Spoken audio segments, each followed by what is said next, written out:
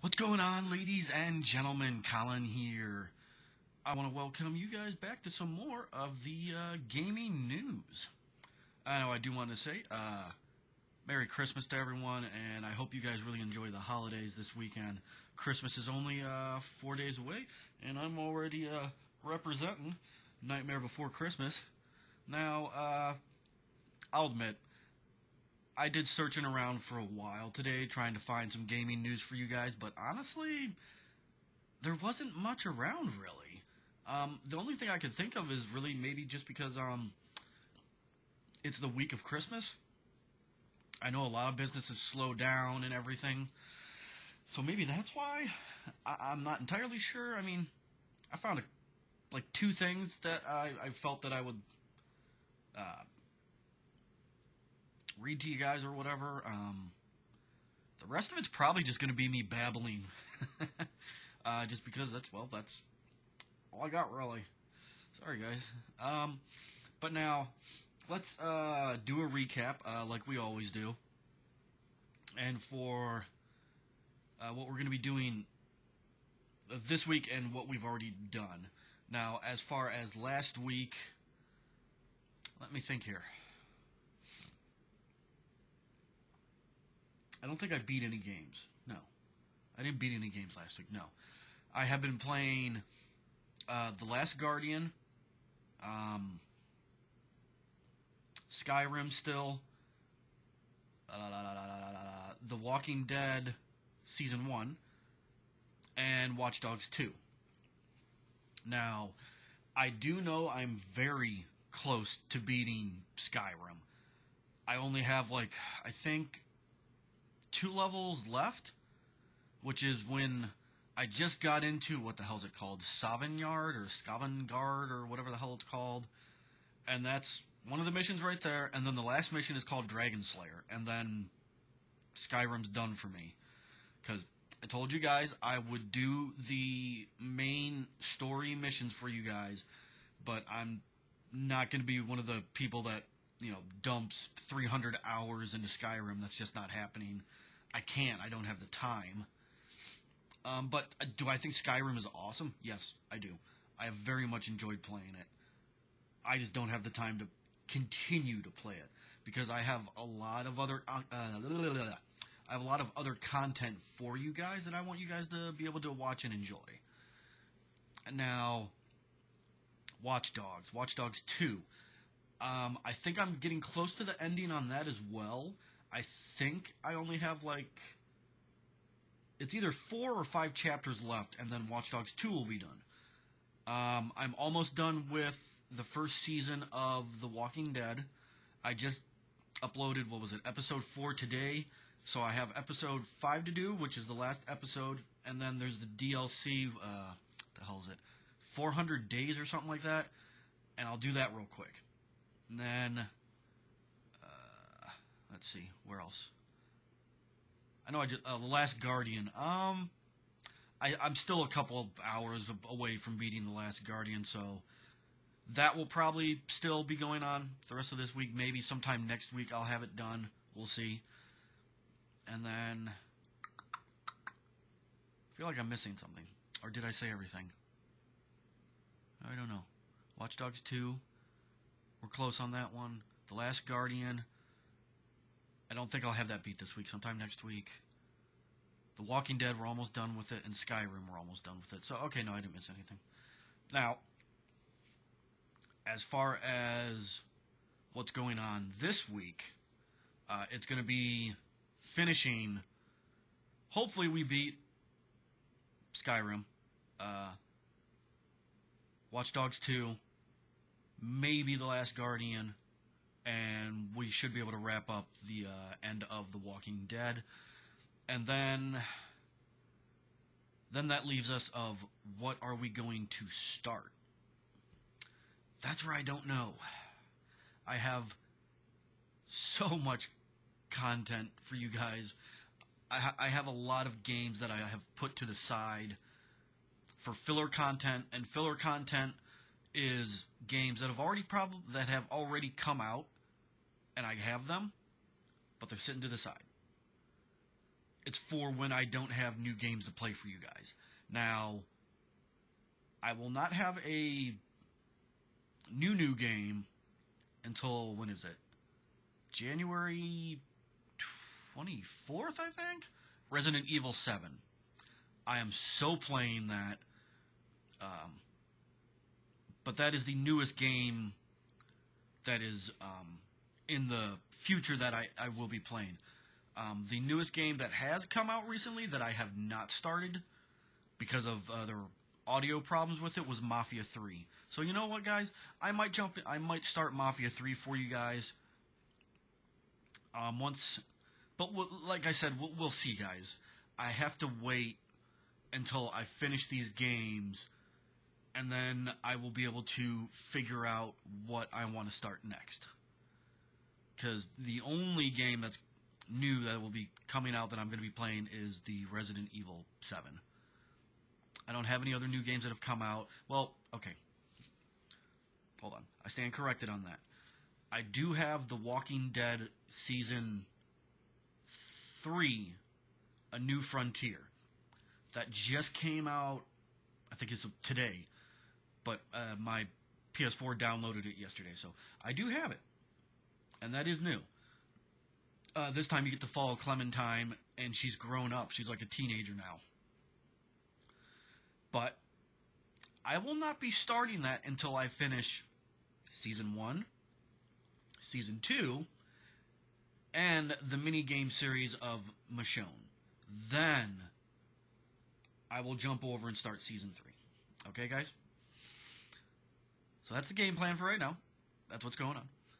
As I said earlier, there wasn't a whole bunch of news I could find for you guys this week.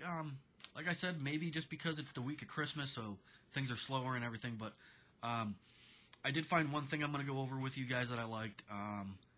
It's a, top 10 indie games list. Now, personally, it's not my personal list. I'm just reading it off of a site that I was going through. And I just thought it would be something for you guys to go through. I personally don't have my own indie game list because I didn't play too many indie games this year. I played a few, yes, but I didn't play enough to make my own list for you guys to put up. So it's just something I want to read for you guys to enjoy and everything. That's all it is, really. Okay, guys. Hold on, let me find it.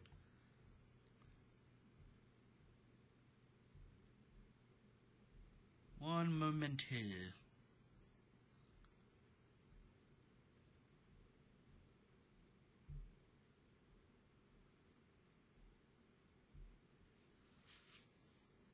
So how excited are you guys for Christmas? Because I know I am. I am a complete Christmas junkie. It never gets old to me. I will always love Christmas no matter what, you know. I've enjoyed it since I was a little kid. You know, I have really good memories of Christmas. So, you know, Christmas is a big deal for me. Every year we light up our house. I play Christmas music. I watch Christmas movies. It's just a big thing for me. I mean, it makes me happy. So, it'd be like gaming, Christmas, pizza.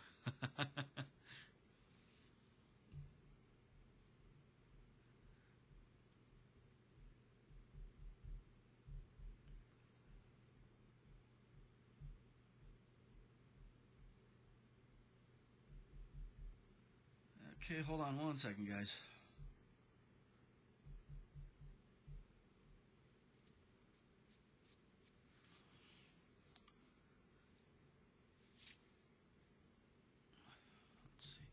Oh, God. Don't let me forget that. The number one thing on that list would be my wife. Because I know for a fact if she watches this video and she sees me making a list and she's not on number one, I'd be dead. So, wife, number one. Remember that.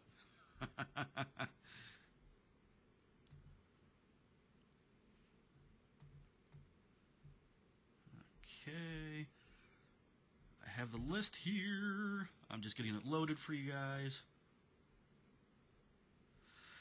Now, some of these games in this list I have not played, and I think there's some that I have. So, I will give my own personal opinion on...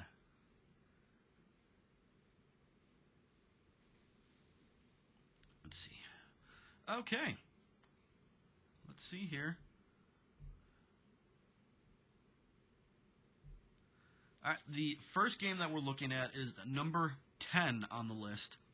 And it's called, I don't know if I'm saying this right, Abzu? A-B-Z-U. I did not play this game. I don't know anything about it, to be honest. But let's see here. Why is this number 10? Abzu is the ultimate expression of video games as art. A gorgeous underwater environment in the setting for this tranquil journey like deep-sea adventure, which is a true video game experience, with its beautiful, aesthetic, harmonious score and mysterious abstract storytelling. Players control an unnamed protagonist as she rides the current past all manner of aquatic life, observing enormous whales and befriending great white sharks. There's even a mechanic that allows one to meditate. It's very much a soothing affair. Overall, Abzu might be slightly cumbersome to control in comparison to the iconic journey, and its narrative not quite as deep, but while it doesn't quite reach those same highlights, it's still a must-play title. Which, again, I do not know anything about that game. Alright, guys. Let's go down to number 9. And this game looks like it's called Shu. S-H-U. Shui. I don't know. Okay, Shui, or Shu, whatever, Shawu, I don't know, is an adorable side-scrolling platformer brought to us by developer Coatsink. While borrowing from iconic classics such as Donkey Kong and Rayman, Shu forges its own identity with an enduring aesthetic and quality gameplay. In fact, you'd be hard-pressed to find a better pure platforming experience this year. Gameplay emphasizes speed, and Shu's tight controls make it an absolute joy to play. As gamers navigate its world, they'll rescue Shu's buddies that rather adorably hold hands, granting special abilities such as double jump, time manipulation, and ground thumping. With only 5 different stages, Shu is short and sweet, but there's certainly replay value in finding collectibles and beating time trial challenges. Okay.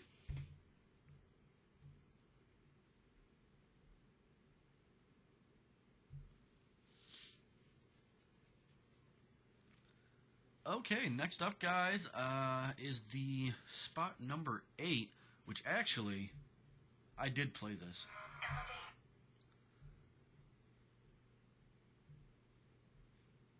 Stupid commercial. I did play this game, and I absolutely enjoyed the crap out of it. Firewatch. So-called walking simulators have emerged as an increasingly popular form of adventure game in recent years. But even so, you won't find as unique an experience as Camp Santo's Firewatch. This is a game that tackles tough social idioms and explores human relationships, all amidst an intriguing and beautifully stylized outback setting. An attempt to escape the difficulties of handling his wife's early onset of dementia, Henry leaves his city dwelling and takes a job as a Shoshone forest fire lookout. Shoshone. Communicating with his colleague Delilah via radio, Henry investigates mysterious goings-on around the park, culminating in an X-Files narrative-type twist. It's an inspiring and alternative premise that piqued the interest of gamers far as back as its first reveal back in 2014. Some technical shortcomings aside, it certainly didn't disappoint, and if you haven't done already, make sure you play Firewatch, as it's a brilliant experience. And it really was. The game was so much fun, and I really loved the narrative in it. And me personally, I like walking simulator games. I think they're fun. And Firewatch was definitely one that was really good. I loved the story in it. If you haven't played it, guys, you gotta go play it.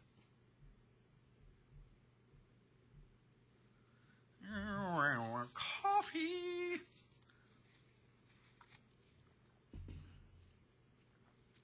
Okay.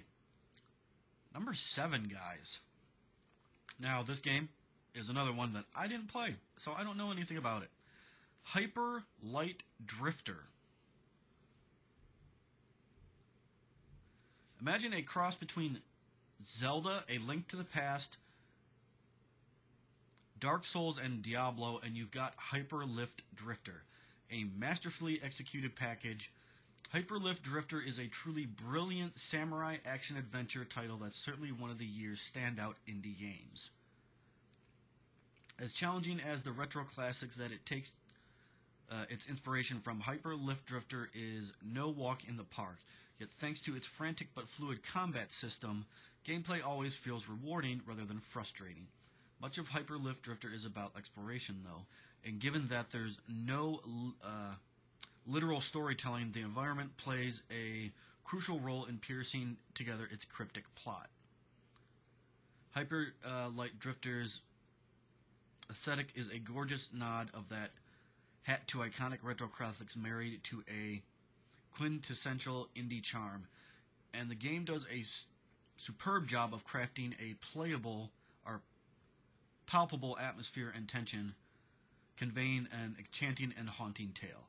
Retro-inspired indie games are hardly few and far between these days, but Hyper Light Drifter pays homage to iconic classics via superb gameplay as well as its pixelated graphical charm.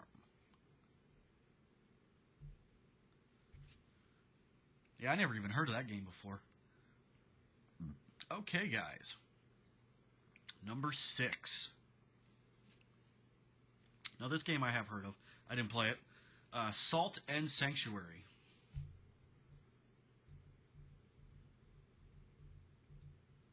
Salt and Sanctuary isn't shy about borrowing heavily from Souls series that it takes its inspiration from, but it does such a brilliant job of refining that gameplay format in 2D gauze that we can't help but adore it.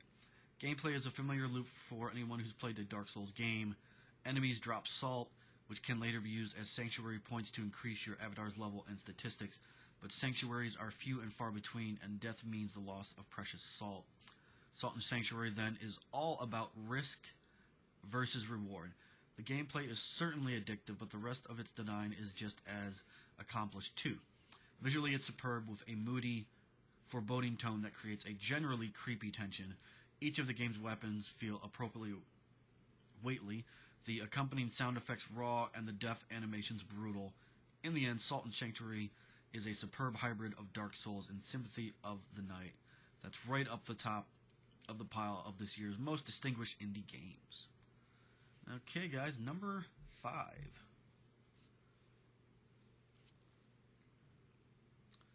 Okay, number 5 is another one I don't know.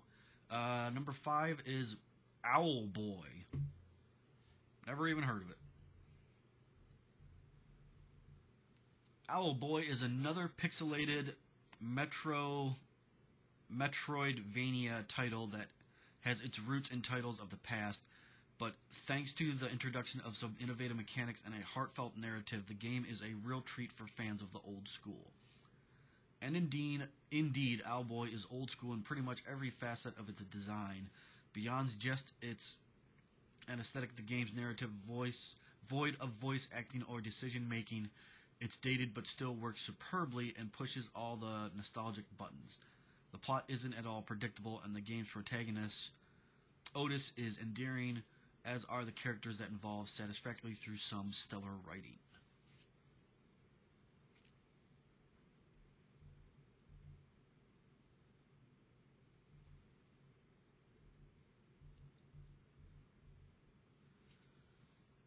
With regards to gameplay, Owlboy combines combat and exploration with stealth challenges and fast-paced escape sequences. Otis is a little sluggish initially, but traversely becomes more urgent later in the game, where new mechanics are introduced, and especially towards the later half. Overall, Owlboy is the total package, and endearing narrative premise, solid writing, and an artistic brilliance that sets it apart from other retro-inspired titles.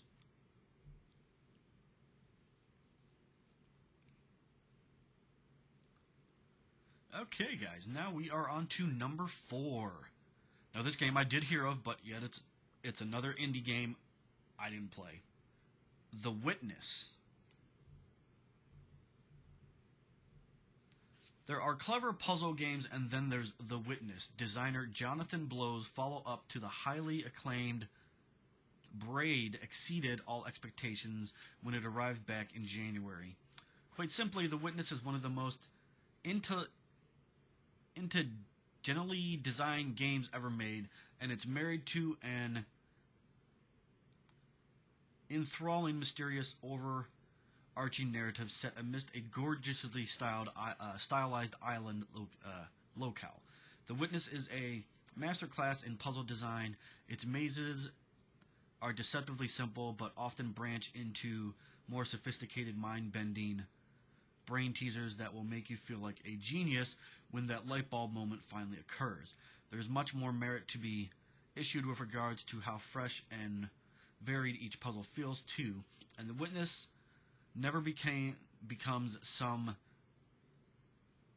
why or monotonous. For the most part, the puzzles are always challenging but rarely frustrating and unsolvable without reference to guides. The game's open world structure allows for each of its separate puzzles to be solved in any order, but they will do all interconnect and relate to each other, giving an extra motivation to solving the island's wilder intrigue. There's also plenty of optional activities and things to discover amidst its dense environment, adding to a total of around 70 hours of game time depending on your puzzle solving acumen. Huh. Wow, that's a lot of game time for puzzles. Shit.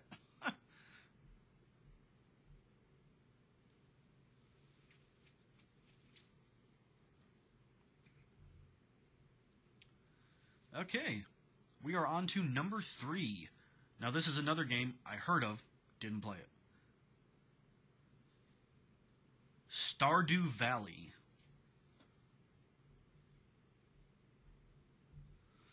Inspired by the NES classic Harvest Moon, indie game designer Eric Barone's Stardew Valley is a farming simulation RPG. This endearing 2D game is big on content, with a simple but hugely addictive gameplay loop according for around, holy shit, 100 hours in length. That's ridiculous. Huh. Essentially, Stardew Valley is about making money, upgrading your farm, collecting rewards, and unlocking more content. It sounds simply, but the complexity of the game is that everything in Stardew Valley is masterfully intertwined. While the main gameplay premise is to manage a productive day on the farm, there's much more to it than that. Exploring mines, combating enemies, and importantly, forming relationships with townsfolk compromises a separate portion of the game.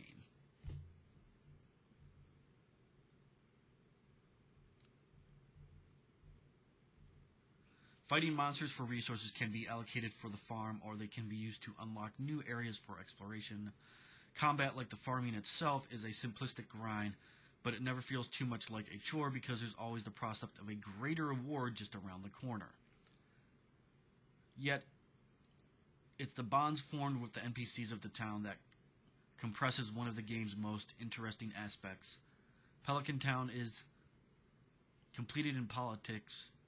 complicated in politics, and though the act of forming relationships itself is simplistic, the romances and diversity of issues that flesh out each relationship give depth to the characters.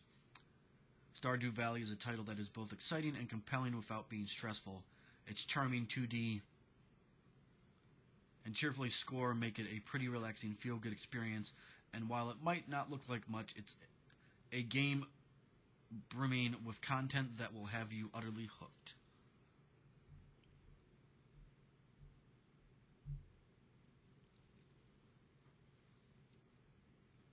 Okay, ladies and gentlemen, we're on to number 2. This game I've heard of, but again, I didn't play it. Darkest Dungeon.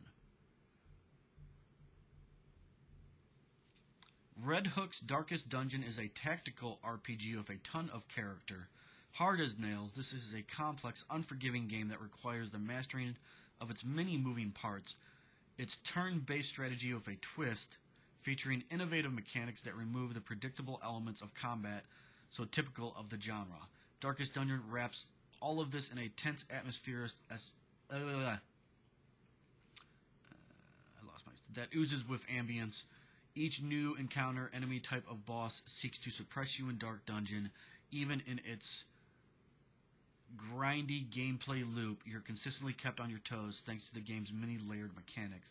Aspects such as stress and psychosis demand a thorough, strategic approach to each encounter and require a detailed understanding of the game's mechanics. Those details not only add to the complexity of battle, but also build further tension by reminding the player of the mental and physical toll of your character's flight. From the characters and monsters to the horrific hallway that compress the game's local Darkest Dungeon's moody aesthetic cannot be understated.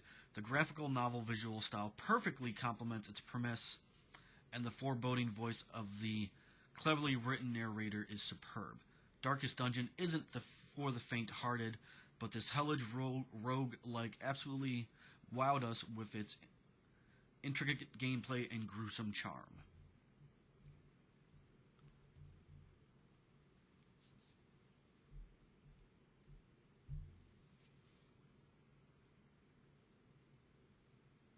Okay, ladies and gentlemen, we are on number 1. And again, it's a game I've heard of, but I didn't play it. Okay, guys, number 1, Inside.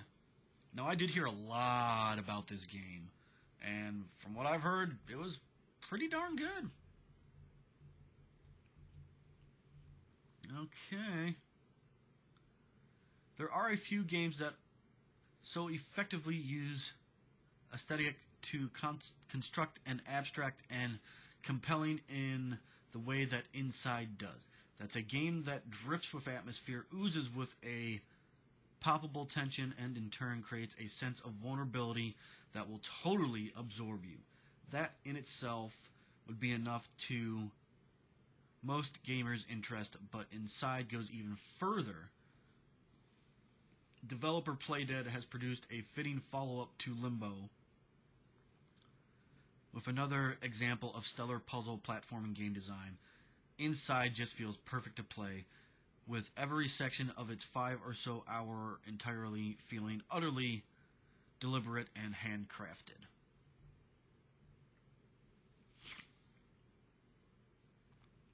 The very best games are distinguished by their ability to accomplish across several different aspects of their design, and that is exactly why Inside wins our Indie Game of the Year award. From the first time that you narrowly avoid the snapping jaws of a guard dog to the many aha moments in solving its puzzles, Inside balances haunting and terrifying intense experiences with thought-provoking game design.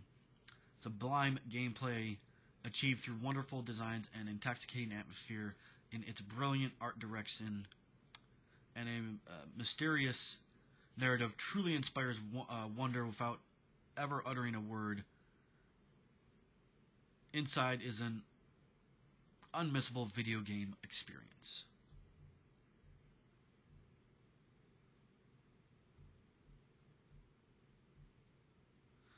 Okay, guys. That is a wrap on the top 10 indie games for the year. And like I said before, guys, that's not my list. And again, the reason why I didn't do a list is because I didn't really play too many indie games. Like, in that list, the only indie game I played was Firewatch.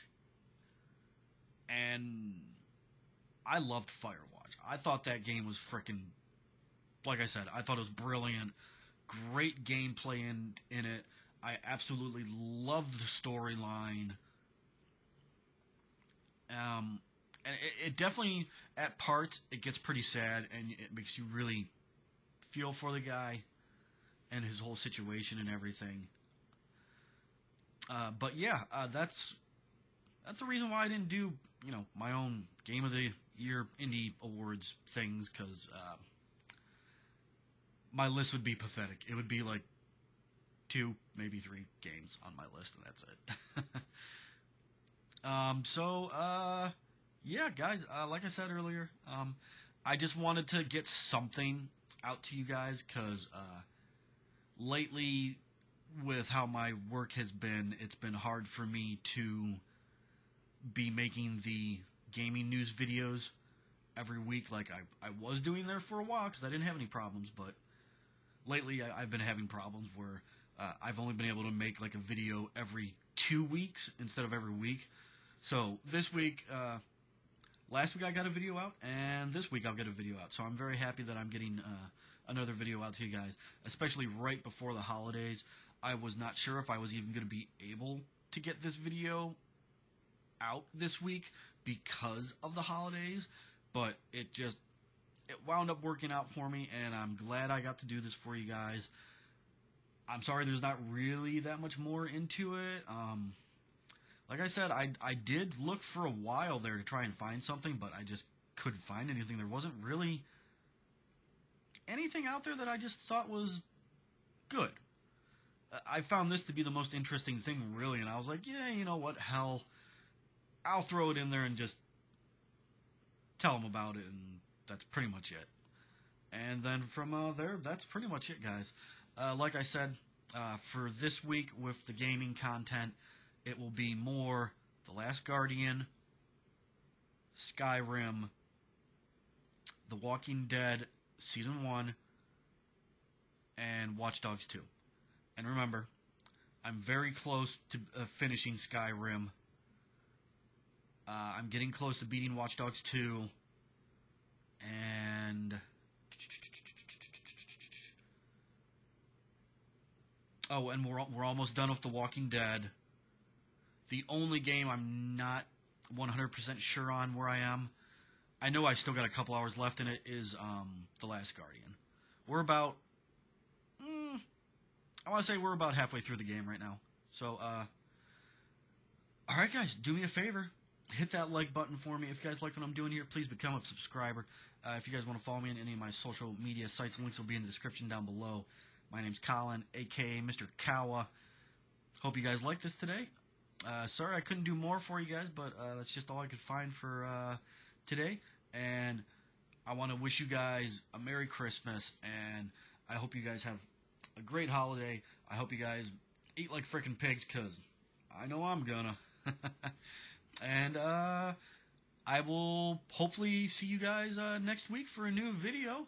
If not, obviously it'll be the week after. But I'm definitely going to try to make it next week for you guys. Alright guys, I will see you guys on the channel for some new content. Alright guys, take care of yourselves.